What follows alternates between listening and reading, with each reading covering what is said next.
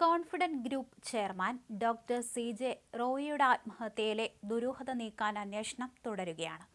എന്തിനാണ് റോയി ജീവനൊടുക്കിയത് എന്നത് സംബന്ധിച്ച് പുറത്തുവരുന്ന വിവരങ്ങളിൽ ഏറെ വിവാദങ്ങളും നിലനിൽക്കുന്നു. ആദായനികുതി വകുപ്പിന്റെ സമ്മർദ്ദമാണെന്ന് കുടുംബം ആരോപിക്കുമ്പോഴും പുറത്തുവരുന്ന വാർത്തകളിൽ പൊരുത്തക്കേടുകളും വൈരുദ്ധ്യങ്ങളും ദൃശ്യമാണ്. ആദായനികുതി വകുപ്പിൽ നിന്നും സമ്മർദ്ദങ്ങളൊന്നും റോയി നേരിട്ടിട്ടില്ല എന്നാണ് അവർ പറയുന്നത്. അറസ്റ്റ് ഭയന്നു എന്ന വാദവും നിലനിൽക്കില്ല. ഇൻകം ടാക്സിന് അറസ്റ്റ് അധികാരമില്ലാത്ത ഏജൻസാണ്. അതുകൊണ്ട് തന്നെ റോയിക്ക് കൂടുതൽ സമയം ലഭിക്കാനും സാധ്യതയുണ്ട്. 3 ദിവസം തടഞ്ഞുവെച്ച് റെയ്ഡ് നടത്തിയെന്ന വാദമടക്കം റോയിയുടെ ബന്ധുക്കൾ ഉയർത്തുന്നുണ്ട്. എന്നാൽ അങ്ങനെ സംഭവിച്ചുവെങ്കിൽ മൊബൈൽ ഫോണും തോക്കും എങ്ങനെ കൈവശമിരുന്നു? മുറിയിൽ കയറി കതക് പൂട്ടാൻ എങ്ങനെ അനുമതി കിട്ടി എന്ന ചോദ്യവും ഉയരുന്നുണ്ട്. കോൺഗ്രസ് ഗ്രൂപ്പ് എം.ഡി. ജോസഫ് പറയുന്നതിൽ നിന്നും ആദായനികുതി വകുപ്പ് സമ്മർദ്ദം ഉണ്ടായില്ലെന്ന സൂചന ഉയർത്തുന്നു. ദിവസവും ജീവിതം ആഘോഷമാക്കണമെന്ന് സ്ഥിരമായി പറഞ്ഞിരുന്നയാൾ അന്ന് വൈകിട്ട് 3 മണിയോടെ ബംഗളൂരു റിച്ച്മണ്ട് സർക്കിളിനടുത്ത് ലോങ്ഫോർഡ് റോഡിലുള്ള സ്വന്തം ഓഫീസിലെ ക്യാബിനിലേക്ക് കയറുന്നു. പിന്നാലെയാണ് ദാരുണമായ സംഭവം ഉണ്ടായത്. എനിക്ക് അമ്മയുമായി സംസാരിക്കണം, കുറച്ച് സ്വകാര്യത വേണം, അദ്ദേഹം കമ്പനിയുടെ എം.ഡി. ടി.എ. ജോസഫിനോട് പറഞ്ഞു. ജോസഫ് പുറത്തിറങ്ങി കുറച്ചു കഴിഞ്ഞ് നോക്കുമ്പോൾ മുറി അകത്തുനിന്ന് പൂട്ടിയിരിക്കുന്ന നിലയിൽ. ചവിട്ടി തുറന്ന് അകത്തു കയറുമ്പോൾ കോൺഫിഡന്റ് ഗ്രൂപ്പ് ചെയർമാന്റെ കസേരയിൽ ചാരിയിരിക്കുന്ന ചിരിയങ്കട്ടത്ത് ജോസഫ് റോയി എന്ന സി.ജെ. റോയിയെയാണ് കാണുന്നത്. നെഞ്ചിൽ നിന്ന് ചോരയൊഴുകുന്നു. ബംഗളൂരു അശോക് നഗർ പോലീസ് സ്റ്റേഷനിൽ കോൺഫിഡന്റ് ഗ്രൂപ്പ് എം.ഡി. ടി.എ. ജോസഫ് നൽകിയ പരാതിയിൽ പറയുന്ന വിശദാംശങ്ങളാണ് ഇങ്ങനെ.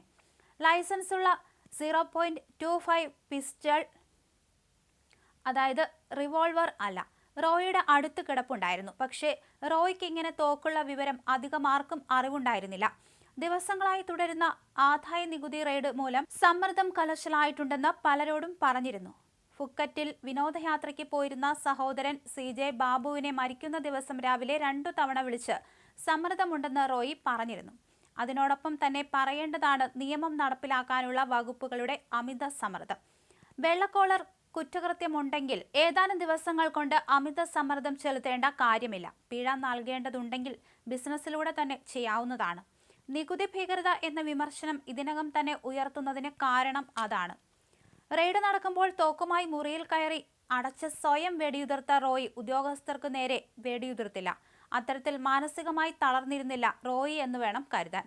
ദുബായിൽ നിന്നും ബംഗളൂരുവിലേക്ക് റോയി എത്തിയത് മരണം തെരഞ്ഞെടുക്കാൻ വേണ്ടിയായിരുന്നോ എന്ന ചോദ്യമടക്കം ഉയരുന്നു. എങ്കിലും പൊരുത്തക്കേടുകൾ നിരവധിയാണ്. ഐ.ടി. റെയ്ഡ് മാനുവൽ പ്രകാരം പരിശോധനയ്ക്ക് വിധേയമാകുന്ന വ്യക്തിയുടെ കൈവശമുള്ള എല്ലാ സാധനങ്ങളും ഉദ്യോഗസ്ഥർ പിടിച്ചുവെക്കണം.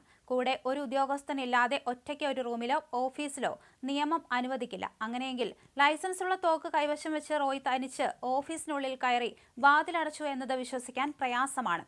കഴിഞ്ഞ ആഴ്ച തന്നെ റോയിയുടെ ബംഗളൂരുവിലെ ഫയലുകൾ ഐ.ടി. സംഘം സീൽ ചെയ്തിരുന്നു.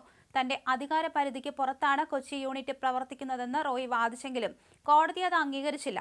5ഓളം കമ്പനികളിൽ ഒരേ സമയം നടന്ന റെയ്ഡിന്റെ തുടർച്ചയായിട്ടാണ് ഐ.ടി. സംഘം കോൺഫിഡന്റ് ഗ്രൂപ്പ് ഓഫീസിലെത്തിയത്. സർവ്വസന്നാഹങ്ങളുമായി എത്തിയ ഉദ്യോഗസ്ഥരുടെ മുന്നിൽ വെച്ച് എങ്ങനെ ഒരു വെടിയൊച്ച കേട്ടു എന്നത് ദുരൂഹത വർദ്ധിപ്പിക്കുന്നതാണ്. കോടതി നിർദ്ദേശപ്രകാരം ക്യാമറയിൽ പകർത്തപ്പെട്ട റെയ്ഡിനിടെ ഈ മരണം എങ്ങനെ സംഭവിച്ചു എന്നതടക്കം ദുരൂഹത ഉയർത്തുന്നതാണ്. അതേസമയം ആദായനികുതി വകുപ്പ് ഉദ്യോഗസ്ഥരാണ് റോയിയുടെ മരണത്തിന് കാരണക്കാരെന്ന് സഹോദരൻ സി.ജെ. ബാബു ആരോപിക്കുന്നു. ആദായനികുതി വകുപ്പിൽ നിന്ന് സഹോദരൻ വലിയ സമ്മർദ്ദം നേരിട്ടിരുന്നുവെന്ന് അദ്ദേഹം പറഞ്ഞു. 3 ദിവസമായി ഐ.ടി. വകുപ്പ് ഉദ്യോഗസ്ഥർ റോയിയുടെ ഓഫീസിലുണ്ടായിരുന്നു.